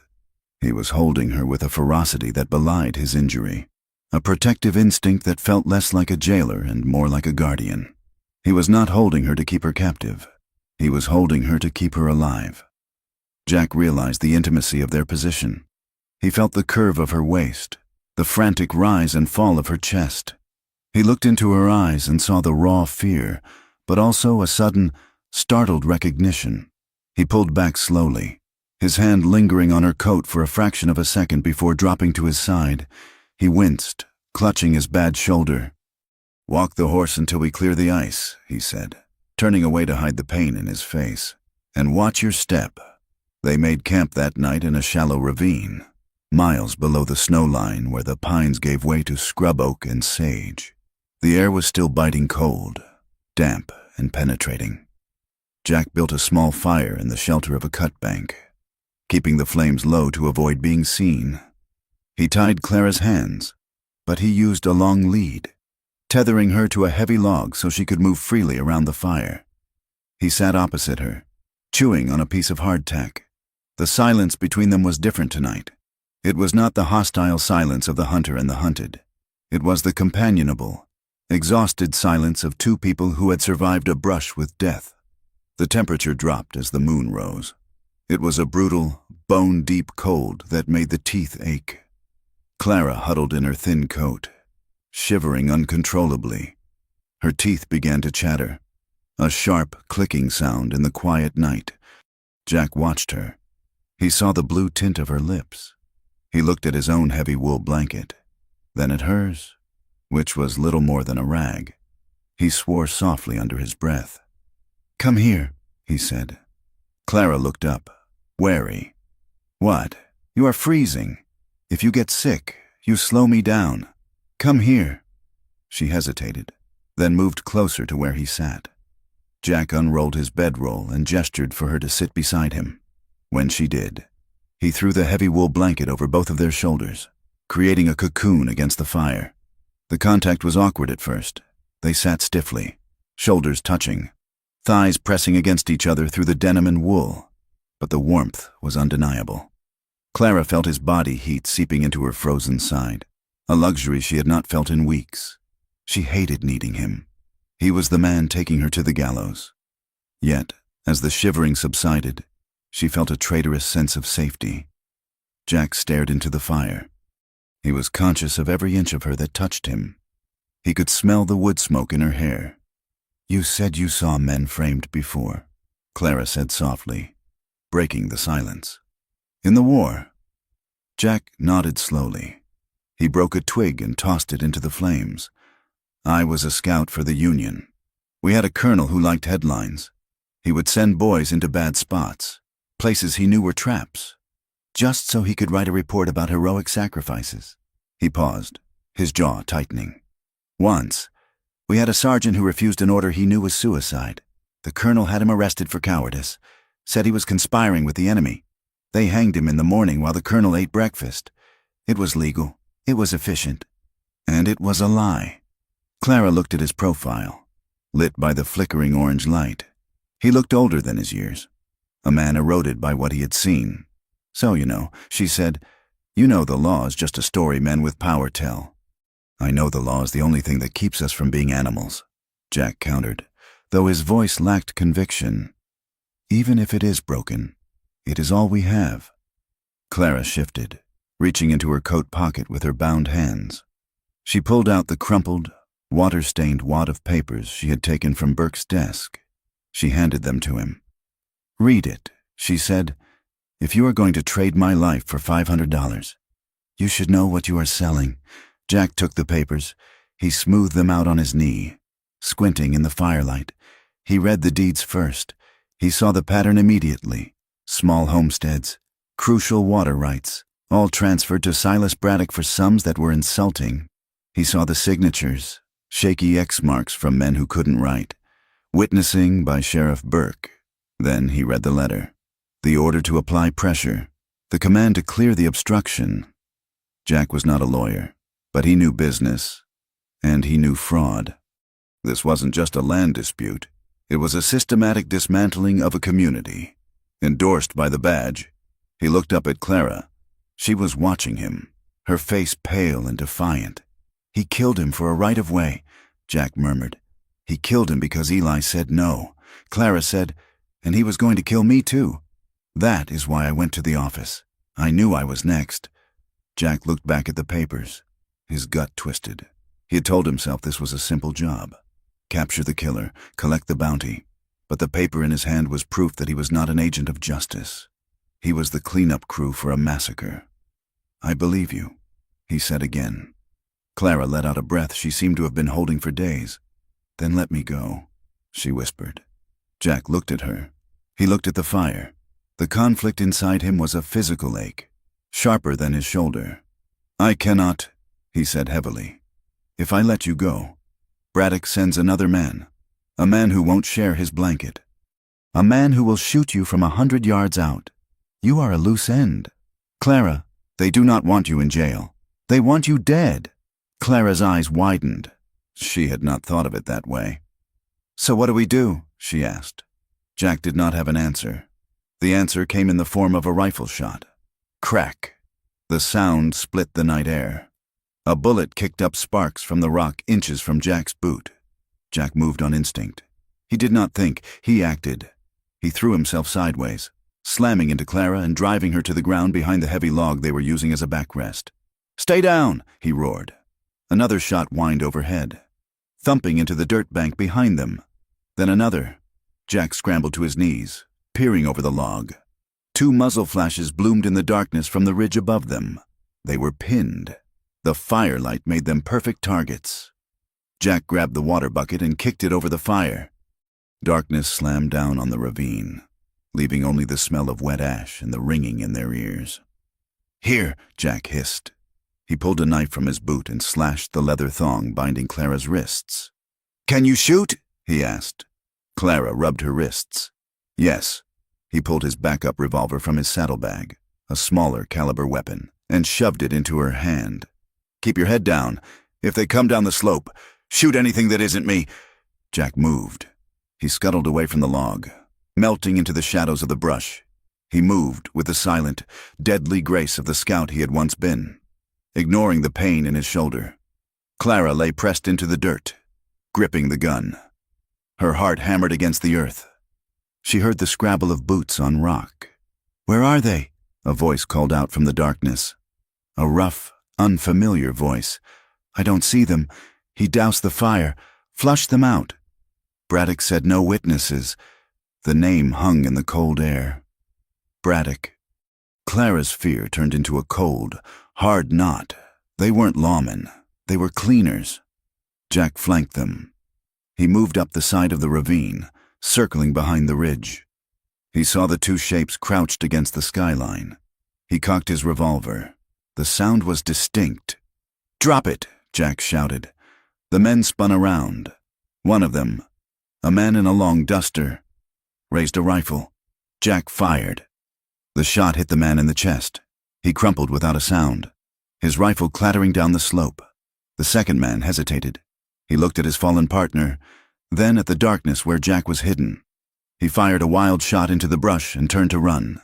Jack fired again, but the man was already scrambling over the ridge, disappearing into the night. The sound of a horse galloping away faded into the distance. Jack waited. He listened to the silence returning to the ravine. Then he walked down to the fallen man. He struck a match. The man was dead. He was a stranger, a hired gun with hard eyes and a pockmarked face. Jack frisked him. He found a wad of cash, more than a month's wages, and a folded piece of paper in his vest pocket. Jack read it by the dying flare of the match. "Rourke is taking too long. Find them. Silence the girl. If Rourke gets in the way, put him down too. The judge will sign off on it as a mishap." The match burned down to Jack's fingertips. He dropped it. He felt a cold rage settle in his stomach. It was the old humiliation, the feeling of being a pawn in a rich man's game. He had been hired not to bring a criminal to justice, but to deliver a victim to an executioner. And now, he was a target too. He walked back down to the ravine floor. "Clara," he called softly. "I am here." She was crouching behind the log. The gun pointed at the darkness. She was shaking so hard the barrel was vibrating. "It is over," Jack said, holstering his weapon. "One dead, one ran." He knelt beside her. Clara lowered the gun. Her hands were trembling so violently she couldn't hold it anymore. It slipped from her fingers and thudded into the dirt. She looked up at him. Her eyes were huge, shining with terror in the gloom. "They were going to kill us," she whispered. "Yes," Jack said. He reached out and took her hands. His fingers were rough, calloused and warm. He covered her cold, shaking hands with his own, pressing them together to stop the tremors. Clara looked at their joined hands. The intimacy of the touch was shocking. It was not the touch of a captor. It was an anchor. Jack looked at her face. The moonlight was filtering through the clouds now, illuminating the sharp angles of her cheekbones and the depth of her fear. "You were right," Jack said, his voice low and gritty. "The law isn't coming for you. Clara, Braddock is—" Clara squeezed his hands. It was a reflex, a desperate need to hold on to something solid. "Thank you," she breathed. "You saved me." Jack shook his head. "I just kept myself from getting shot, but we are in this together now." They left the mountains the next morning, but they did not head for the main road. Jack led them east, into the Badlands, a harsh, broken country of red rock, scrub cedar, and alkali dust. It was a place where tracks disappeared and water was scarce. For 3 days, they moved like ghosts. The landscape was unforgiving. The sun beat down with a relentless, hammering heat during the day, baking the moisture from their skin. At night, the temperature plummeted, freezing the sweat on their backs. Thorns tore at their clothes. Dust coated every inch of their skin. They drank tepid water from canteens and ate sparingly. But the hardship began to erode the walls between them. They rode side by side now. They talked to keep the silence at bay. Clara spoke of her childhood. She told him about the way the townspeople looked at her mother, the washerwoman. She told him about the shame of wearing other people's cast-off clothes, and how Eli was the first person to ever look at her and see a queen. "I was always less than," she said, wiping dust from her forehead. "To them, I was just something that took up space. Eli made me feel like I had a right to be there, like the ground under my feet was mine because I worked it." Jack listened, his eyes scanning the horizon. He told her about the war. He told her about the things he had done for money since, tracking deserters, returning stolen horses, bringing in men who had stolen bread to feed their families. "I am a tool. Clara," he admitted one evening as they chewed on tough jerky, "I am a hammer. You pay me, and I hit the nail. I never asked if the nail deserved it. It was easier not to ask." "It is not too late to stop being a hammer," Clara said quietly. Jack looked at her. Her face was dirty, her hair a mess, but she sat tall in the saddle. She was stronger than any soldier he had ever served with. On the 4th evening, they found shelter under a rocky overhang, a shallow cave carved into the side of a sandstone bluff. It offered protection from the wind and a vantage point over the desert floor. They were exhausted. The adrenaline of the ambush had faded, leaving a deep, hollow fatigue. They sat close together against the rock wall. The space was cramped. Their shoulders touched. They breathed the same pocket of air, smelling of sage, sweat, and dust. Jack checked his revolver, spinning the cylinder. The rhythmic click-click-click was the only sound. Clara watched his hands, strong hands, hands that had killed men, but had also held her back from the cliff edge. "Jack," she said. He looked up. Her eyes were dark and intense. "If you believe me," she said, her voice steady, "if you know Braddock is behind this, why are you still taking me in?" Jack stopped spinning the gun. He looked out at the darkening desert. "Because I do not know who I am if I don't," he said honestly. "I am the man who finishes the job. That is all I have left. If I break the contract, if I become the outlaw, then everything I have done for the last 10 years means nothing." Clara turned her body toward him. Her anger flared, hot and sudden. "So my life is the price of your pride?" she demanded. "You will let them hang me just so you can sleep at night knowing you followed the rules?" "It is not about pride," Jack snapped, his own voice rising. "It is about order. Without the code, I am just a killer." "You are already a killer," Clara cried. "We both are. But at least I killed to save what was mine. You kill for money." The words hung in the air, sharp and cutting. Clara's anger crumbled into pain. Tears welled in her eyes, tracking through the dust on her cheeks. "I am so tired." "Jack," she whispered, her voice breaking. "I am tired of men owning my fate, my father, the town, Burke, Braddock. And now you hold my life in your hands like it is a coin you can spend. I am a person. I am alive. She leaned her head back against the rock, closing her eyes, the tears flowing freely now. Jack looked at her. He saw the curve of her throat. He saw the pulse of her life. He felt the immense weight of her words crushing his defenses. He realized she was right. He had been hiding behind his code to avoid facing his own emptiness. He reached out. This time, he did not hesitate. He cupped her face in his hand. His thumb brushed away the tear at the corner of her eye. The skin was soft, warm, and alive. Clara's eyes fluttered open. She looked at him, startled. She did not pull away. Jack leaned in. His movement was slow, a question asking for an answer. Clara's breath hitched. She saw the conflict in his eyes, the longing that he had kept locked away behind iron bars. Their faces drew closer. Their breath mingled, warm and intimate in the cold air. Both of them were trembling, not from cold, not from fear, but from a sudden, overwhelming desire to bridge the gap between them. Jack closed the distance. His lips met hers. It was not a gentle kiss. It was fierce, hungry, and desperate. It tasted of salt and grief. It was a collision of two souls who had been running for too long. Clara grabbed the lapels of his coat, pulling him closer. She kissed him back with all the pent-up rage and passion inside her. For a moment, the world outside the cave ceased to exist. There was no Braddock, no warrant, no hanging. There was only the heat of his mouth, the scratch of his beard, the desperate affirmation that they were still alive. Jack wrapped his good arm around her, pulling her against him. He felt the fragility of her body and the strength of her spirit. He felt a fierce protectiveness that shattered his professional reserve once and for all. They clung to each other, the kiss deepening, becoming a plea and a promise. Then, slowly, they broke apart. They rested their foreheads together, breathing heavily. Their eyes were closed. The silence returned, but it was charged now, heavy with the weight of what they had just done. Jack opened his eyes. He looked at Clara. Her lips were swollen, her eyes wide and searching. He knew, with a terrifying clarity, that he could not turn her in. He could not trade this woman for $500. He pulled back, putting a few inches of space between them. The loss of contact was a physical ache. "We cannot go back to Dry Creek," Jack said, his voice raspy.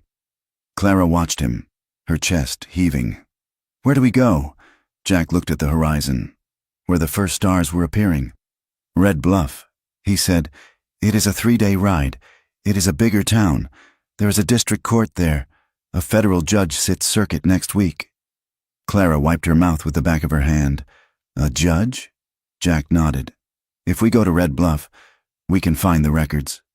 We can find a lawyer who isn't in Braddock's pocket. We can fight this, not with guns, but with the truth." He looked at her intensely. "It is a risk. If we fail, we both hang." Clara looked at him. She saw the man who had caught her on the cliff. She saw the man who had shielded her from bullets. And she saw the man who had just kissed her like she was the only woman on earth. She felt a flicker of hope, fragile but real. "I am done running." "Jack," she said softly, "let us go to Red Bluff." Jack nodded. He reached out and took her hand again, threading his fingers through hers. "We leave at dawn." They sat there in the darkness, hands clasped, watching the night settle over the Badlands. The road ahead was dangerous, and the outcome was uncertain. But for the first time, neither of them was facing it alone.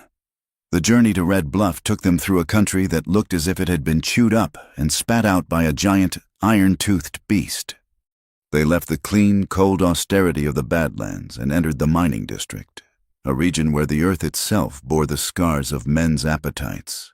The hills here had been stripped of timber to feed the smelters, leaving them bald and gray, eroding into the valleys with every rain. The streams ran thick and brown, choked with silt and poisoned with the quicksilver used to leach gold from rock. Abandoned shacks dotted the hillsides, their windows staring out like empty eye sockets, monuments to dreams that had busted and died. Jack rode in silence, his eyes scanning the ridgelines out of habit, though his thoughts were turned inward. Clara rode beside him, her face wrapped in a scarf against the dust that hung in the air, a permanent, metallic tasting fog. They passed a family on the road, their entire life piled into a single, sway-backed wagon with a broken wheel. A man in patched overalls was trying to lever the axle up with a fence post, while a woman with hollow cheeks held a baby that was too quiet. Jack slowed his horse. He reached into his pocket and pulled out 2 of the silver dollars he had taken from the dead gunman in the ravine. He tossed them to the man without a word. The man looked at the coins in the dust, then up at Jack, his eyes dull with exhaustion. "Thank you, stranger," he croaked. Jack just nodded and spurred his horse on. Further down the road, they saw a group of Shoshone, a family of 5, walking single file along the ditch. They carried baskets and blankets, their heads down, pushed off their hunting grounds by the expanding claim stakes. Clara watched them pass, feeling a strange, aching kinship. They were all debris in the wake of the same machine. The railroad, the mines, the cattle barons. It was a machine that turned land into money and people into dust. Red Bluff appeared on the horizon like a smudge of charcoal against the sky. It was a boom town that had solidified into a regional hub, a sprawling grid of brick and timber that smelled of coal smoke, unwashed bodies, and money. They entered the town cautiously. Jack pulled his hat low. Clara felt exposed, her borrowed coat dusty and worn, her boots scuffed. "We need information before we find a judge," Jack said quietly as they navigated the crowded streets. "We need to tie Braddock to the railroad. The papers you took are a start, but we need the chain of command." They tied their horses at a livery on the edge of town, paying the hostler extra to keep them saddled and ready. Jack led Clara to the railway freight office. It was a chaotic room filled with shouting men and the clatter of telegraph keys. Jack identified a clerk, a young man with ink-stained cuffs and a nervous tick in his left eye, and cornered him near the loading dock. Jack didn't draw his gun. He simply leaned in close, his voice a low rumble that cut through the noise. "I am looking for correspondence regarding the Dry Creek Spur," Jack said. "Specifically, letters from a Mr. Silas Braddock to the surveying office." The clerk blinked, sweating. "That is private company business. Mr. I cannot just show you." Jack slid a $10 gold piece across the barrelhead they were using as a table. It was the last of his own money. "I do not want the originals," Jack said. "I just want you to copy the dates in the instructions, particularly anything about land acquisition." The clerk looked at the gold, then at the scar on Jack's forehead. He swallowed hard. "Come back in an hour." When they returned, the clerk handed Jack a folded piece of paper, his hands shaking. "You did not get this from me," the clerk whispered. "They talk about clearing problem elements. They talk about buying the local law." Jack read the paper. It was damning. It listed payments made to Sheriff Burke for security services on dates that matched the harassment of the homesteaders. It linked the railroad's expansion directly to Braddock's land grabs. "We have him," Jack muttered. Clara did not feel the triumph she expected. She felt a heavy, crushing weight. She looked around the bustling street. Women in silk dresses walked past on the arms of men in fine suits. They glanced at Clara with open disdain, their eyes lingering on her matted hair and the dust on her hem. She heard a whisper as 2 women passed. "Look at that trash," one murmured, "probably a camp follower." Clara shrank inside her coat. She realized that to this town, she was not a victim. She was not a widow fighting for justice. She was just a poor, dirty woman who did not belong. The world was quick to believe the worst of her because she had no money to buy its respect. Jack saw her flinch. He moved closer, placing his body between her and the street, shielding her. "Ignore them," he said softly. "They see clothes. I see the woman who walked through a blizzard. They found a lawyer's office near the courthouse. The sign read, Elias Thorne, attorney at law." The office was small and dusty, filled with stacks of books that looked like they hadn't been opened in years. Thorne was an older man with a stained vest and eyes that were sharp despite the whiskey on his breath. He listened to Jack's story without interrupting. He looked at the papers from Burke's desk. He looked at the notes from the railway clerk. He leaned back in his chair, tenting his fingers. "You have a case," Thorne said, his voice raspy. "A strong one. This proves conspiracy. It proves the trial was a sham. Can you get it before a judge?" Jack asked. Thorne nodded slowly. "Judge Calloway is riding circuit. He is in town tomorrow. He is a hard man, but he hates corruption. If you can get this evidence to him, he will listen. But what?" Clara asked. Thorne looked at them over his spectacles. "Silas Braddock has friends in Red Bluff, powerful friends. If he knows you are here, you will never make it to the courthouse steps." Jack nodded grimly. "We know."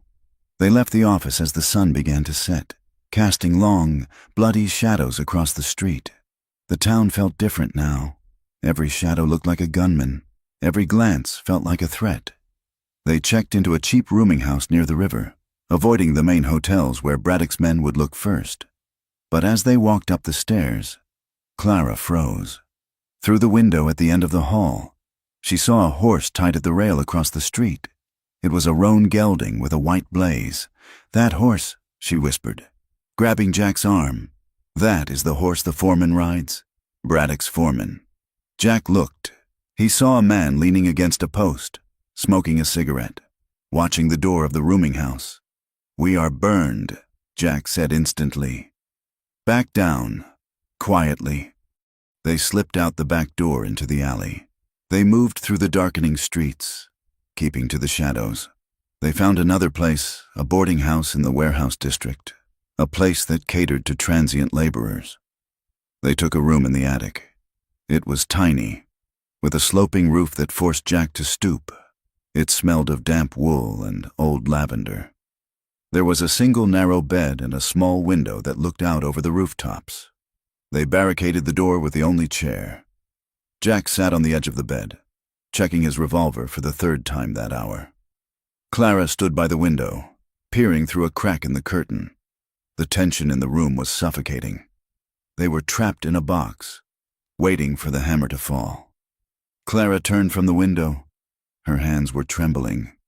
"They are going to kill us, aren't they?" she said. Her voice was small in the quiet room. "Even if we have the proof, people do not care about the truth. They care about what they are told. To them, I am just the widow who shot a sheriff." Jack set the gun down. He looked at her. "You are more than that," he said. Clara shook her head, tears pricking her eyes. "Am I? Look at me, Jack. I am dirty. I am exhausted. I have killed a man.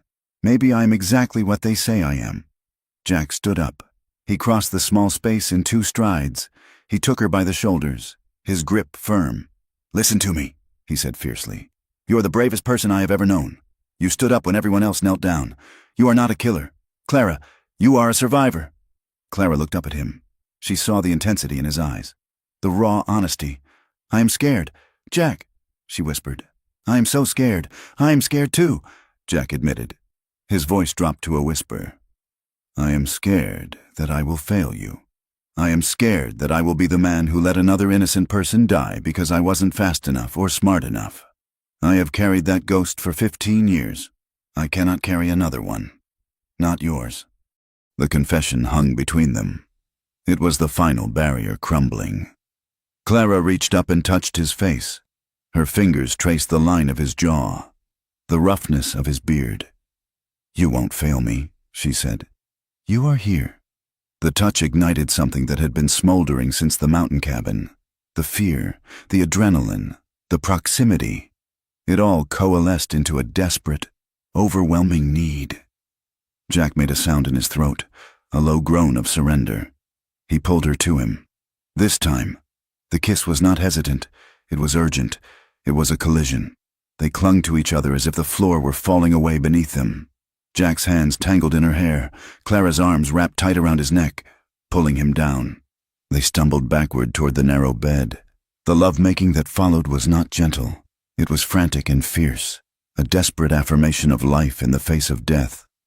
They touched each other with a reverence that bordered on worship, mapping the scars and the hollows, trying to memorize the feel of the other in case there was no tomorrow. Jack whispered her name against her skin, a prayer and a vow. Clara held him as if he were the only solid thing in a spinning universe. Later, they lay tangled together under the thin quilt.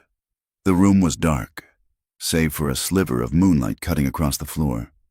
Jack held her against his chest, his chin resting on the top of her head. He stroked her hair with a rhythmic, soothing motion. Clara listened to his heartbeat. It was slow and steady now. She felt a sense of peace she had not known was possible. She felt seen. She felt chosen. "We're going to make it," Jack whispered into the dark. Clara closed her eyes. She did not know if he was right, but she knew that whatever happened, she was no longer alone. Morning came with a gray, steel light. They dressed in silence. There was a new weight in the room, a gravity born of the night before. They were no longer bounty hunter and quarry. They were partners. They were lovers. And that made the danger outside sharp enough to cut. Jack checked his weapons. He loaded every chamber. He checked Clara's small revolver and handed it to her. "Keep this in your pocket," he said. "Do not hesitate." They left the boarding house and headed for the courthouse. The town was waking up. Shopkeepers were sweeping the boardwalks. Wagons were rattling down the street. But as they neared the town square, Jack felt the hairs on the back of his neck stand up. It was too quiet near the courthouse. The square was dusty and open. The courthouse itself was a brick building with white columns, looking imposing and judgmental. Standing on the steps was a man with a tin star on his chest, Marshal Hatcher. He was a thick-set man with a mustache that hid his mouth and eyes that shifted too much. "Jack Rourke," Hatcher called out. "Stepping down to the street level, I heard you were in town." Jack stopped. He put his hand on Clara's arm, halting her. "Marshal," Jack said, his voice level, "I have a prisoner to surrender, and evidence to present to Judge Calloway." Hatcher smiled, but his hand drifted toward his gun belt. "Of course. The judge is inside. You just bring the little lady over here, and we will get everything sorted out. Just sign the papers, and you can collect your reward." Jack scanned the square. He saw a movement on the roof of the general store across the street. He saw two men lounging by the water trough, their coats unbuttoned. He saw the way Hatcher was angling his body, trying to clear the line of fire. It was a kill box. Jack's instincts screamed. "Get back!" Jack shouted, shoving Clara hard toward the cover of a parked wagon. As he moved, the square exploded. A rifle shot cracked from the roof. The bullet tore into the dirt inches from where Clara had been standing. Hatcher drew his gun. The two men by the trough pulled pistols. Jack drew and fired in one fluid motion. His first shot hit Hatcher in the shoulder, spinning the marshal around. "Run! Clara!" Jack roared, firing at the men by the trough. Clara scrambled behind the heavy wood of the wagon wheels. Dust and wood chips exploded around her as bullets slammed into the wagon box. Jack was in the open, trading fire. He dropped one of the deputies by the trough, but he was exposed to the riflemen on the roof. He turned to run for cover, but he was a fraction of a second too slow. A rifle bullet caught him in the side, just above the hip. The impact was brutal. It knocked him off his feet, spinning him into the dust. He landed hard, gasping, his gun flying from his hand. "Jack!" Clara screamed. Jack tried to push himself up, but his leg wouldn't work. Blood was already soaking through his shirt, dark and wet. He looked at Clara, his face gray with shock. "Go!" he wheezed. "Get out of here!" Clara looked at the alleyway behind the wagon. It was open. She could run. She could disappear into the maze of streets. She could survive. Then she looked at Jack. He was on his knees, one hand pressing against his side, the other reaching for his dropped gun. The remaining deputy by the trough was taking aim at him. The rifleman on the roof was cycling his bolt. He was going to die. He was going to die because he had tried to save her. The fear that had ruled Clara's life, the fear of power, the fear of men, the fear of death, suddenly vanished. It was replaced by a cold, white-hot fury. She did not run. She lunged from behind the wagon. She didn't run away. She ran toward him. She dove into the dust, sliding next to Jack. She grabbed his heavy Colt revolver from the dirt. It was huge in her hands, heavy and lethal. She rolled onto her back, propping the barrel on her raised knee, and fired. The shot was deafening. The recoil jarred her arm to the shoulder. The deputy by the trough yelled and ducked as the bullet took a chunk out of the wood post next to his head. Clara cocked the hammer and fired again, and again. She laid down a wall of lead, forcing the rifleman on the roof to scramble back behind the parapet. "Get up!" Clara screamed at Jack, grabbing his collar with her free hand. "Get up! Jack!" Jack groaned, grit his teeth, and forced himself to his feet. He leaned heavily on her. She took his weight, her small frame straining, her boots digging into the dirt. They staggered toward the alleyway. Bullets kicked up dust at their heels. Clara fired blindly behind them, keeping the heads of their attackers down. They crashed into the alley, stumbling over trash and crates. "Keep moving," Clara panted. "Do not stop." She dragged him deeper into the labyrinth of red bluff. Jack was stumbling, his breath coming in ragged gasps. He was losing blood fast. His face was the color of old parchment. "Here," Clara gasped. She saw a back door with a small sign. "Dr. Calloway. Deliveries." She kicked the door. It was locked. She kicked it again, harder, screaming for help. The door opened. An older man with white hair and a startled expression stood there. He saw the gun in Clara's hand. He saw the blood pouring down Jack's side. "Help us," Clara pleaded. "Please." The doctor hesitated for only a second, then stepped back. "Bring him in, quickly." They dragged Jack into the back room and hoisted him onto a leather examination table. Jack groaned, his eyes rolling back in his head. The doctor cut away Jack's shirt. The wound was ugly, a ragged hole in his side, oozing dark blood. "Is he—" Clara couldn't finish the sentence. The doctor pressed a compress against the wound. "He has lost a lot of blood. The bullet is still in there. I need to operate. Now!" Clara stood by the table. She grabbed Jack's hand. It was cold and clammy. "Jack," she whispered, "stay with me. Do you hear me? You do not get to leave me. Not now." Jack's eyes fluttered open. He looked at her, his gaze unfocused. "Run!" "Clara," he whispered. "They will come." "No," Clara said, her voice shaking but fierce. "I am not running. Not anymore." She squeezed his hand hard enough to hurt. "You made me love you, Jack Rourke. You do not get to die on me now." She leaned down and kissed his forehead. It was cold and slick with sweat. She straightened up and turned to the doctor. "Save him," she commanded. "Do whatever you have to do." She walked to the door of the examination room. She checked the cylinder of the Colt. 2 shots left. She reloaded it from the loops on Jack's gun belt, her fingers moving with a terrifying calm. "Where are you going?" the doctor asked, reaching for a scalpel. Clara turned. Her face was set in stone. "I am going to find Elias Thorne," she said. The doctor paused. "The lawyer?" "Yes. Tell him to bring the judge here. Tell him we are done hiding." "But Braddock's men—" the doctor started. "Let them come," Clara said. She looked at Jack one last time.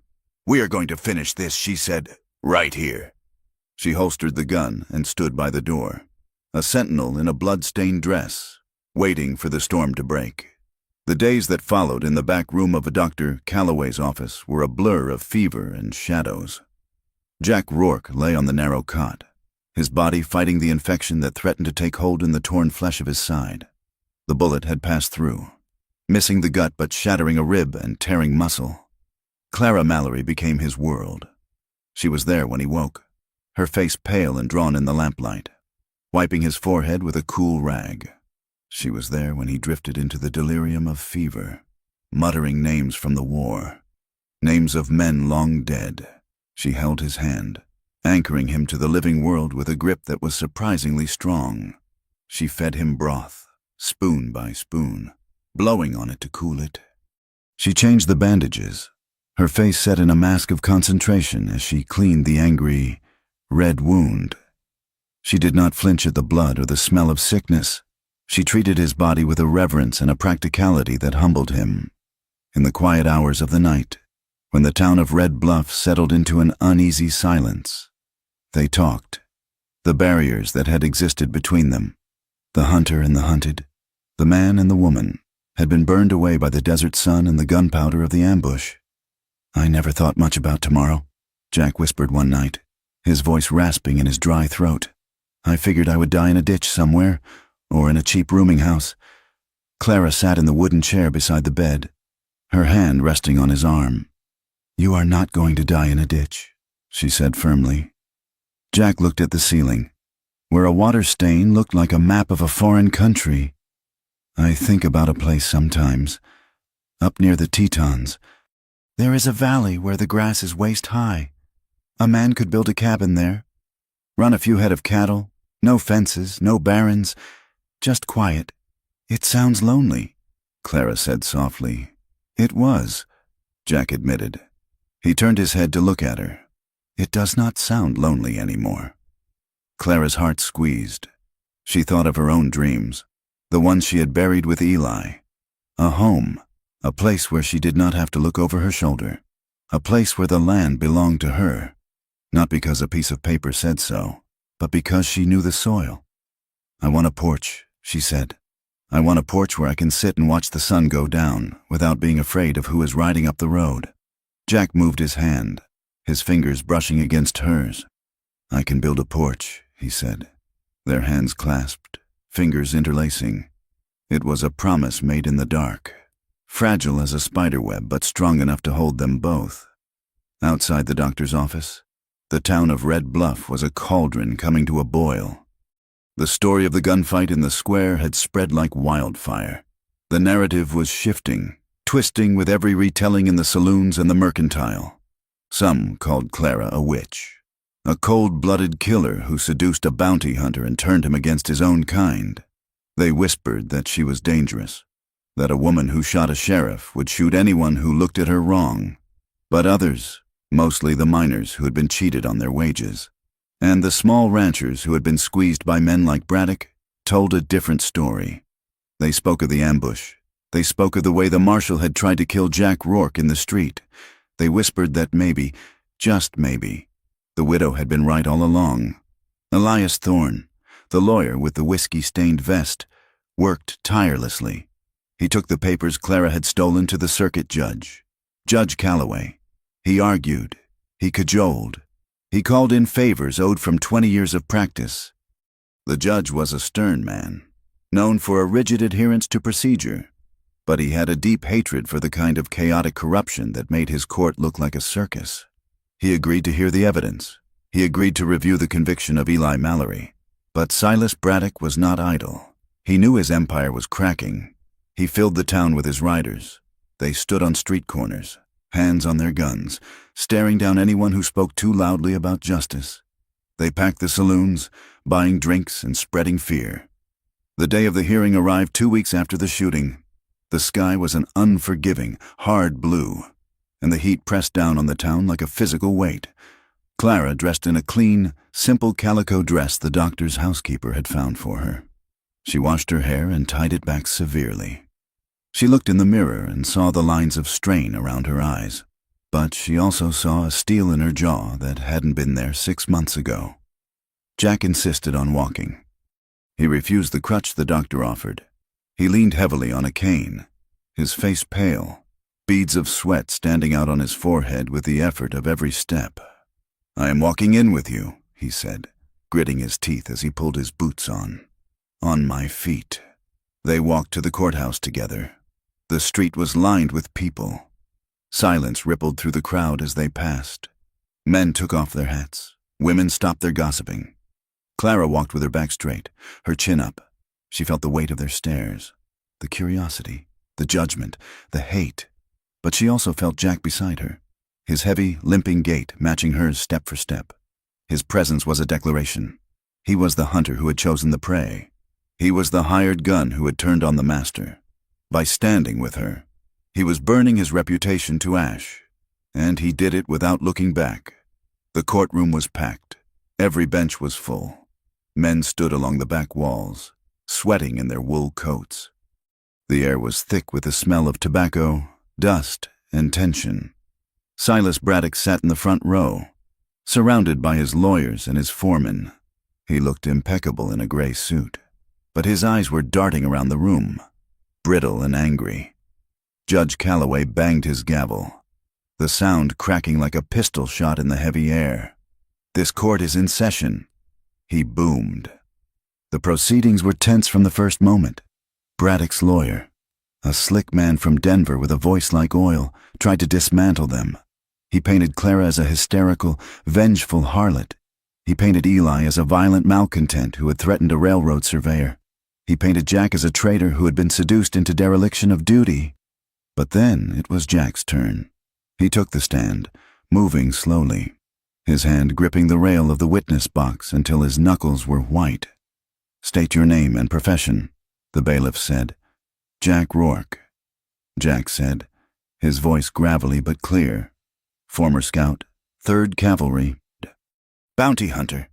He looked at the jury, then at the judge. He did not look at Braddock. "I was hired by Silas Braddock to track and capture Clara Mallory," Jack began. "I was told she was a cold-blooded killer. I was told the hanging of her husband was a lawful execution." He paused, shifting his weight to ease the pain in his side. "I found out that was a lie.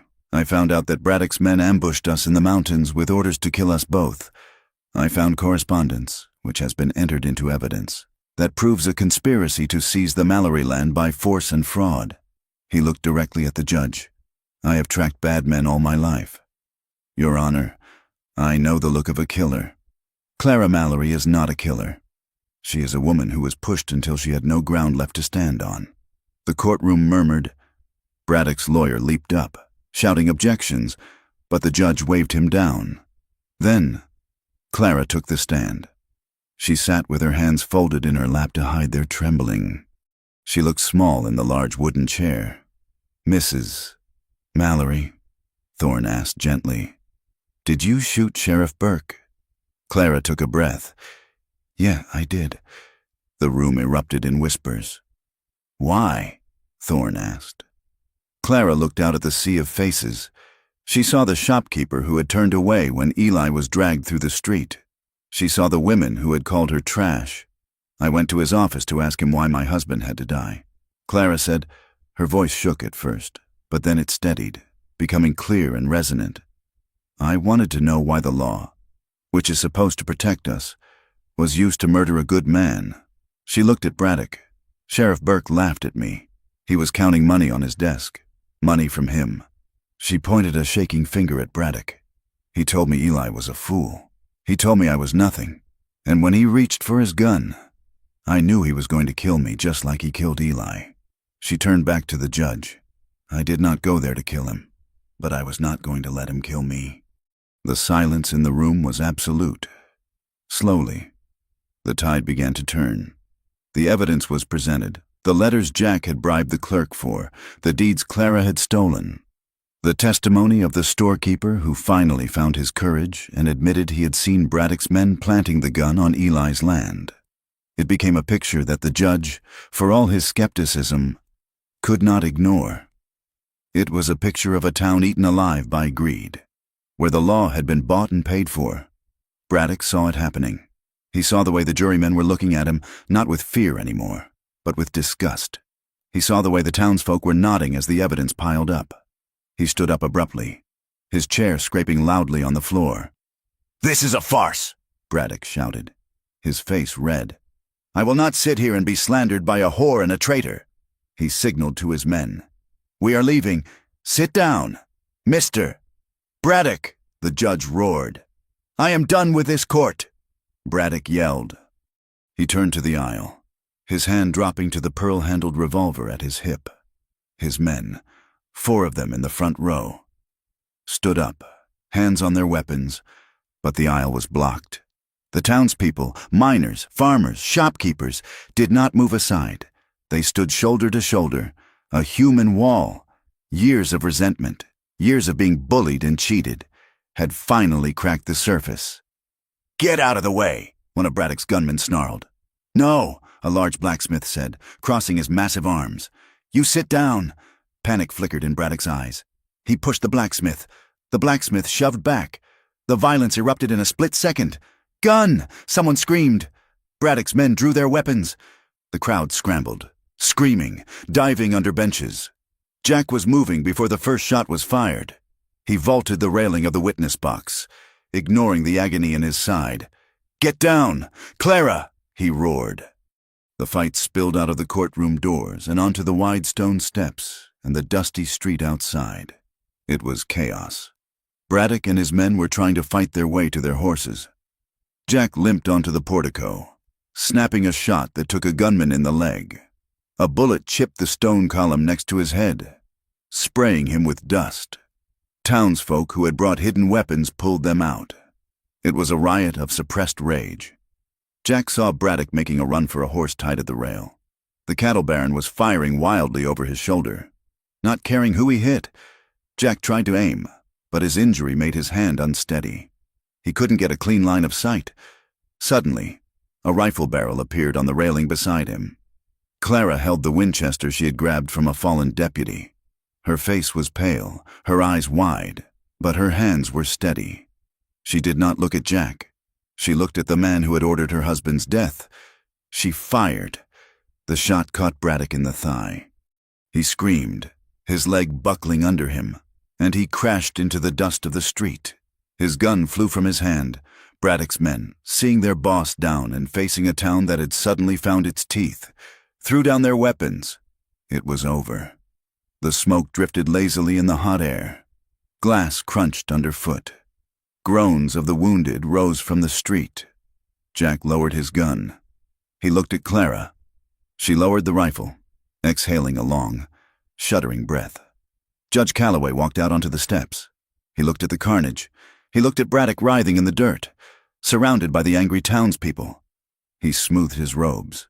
"Bring the prisoner back inside," the judge ordered, his voice cutting through the noise. "And get a doctor for the wounded. We are going to finish this properly." The verdict, when it came an hour later, was not perfect justice, but it was justice. The judge declared the conviction of Eli Mallory to be vacated, citing gross procedural misconduct and fraud. He ordered a federal investigation into Silas Braddock's business dealings. As for Clara, the judge looked at her over his spectacles. "Mrs. Mallory, you killed a lawman. In the eyes of the statute, that is a crime. However, the evidence suggests you acted under extreme duress and provocation, in fear for your life, against an officer who had abandoned his duty to the law." He banged the gavel. "I am ruling this a justifiable homicide in self-defense. You are free to go."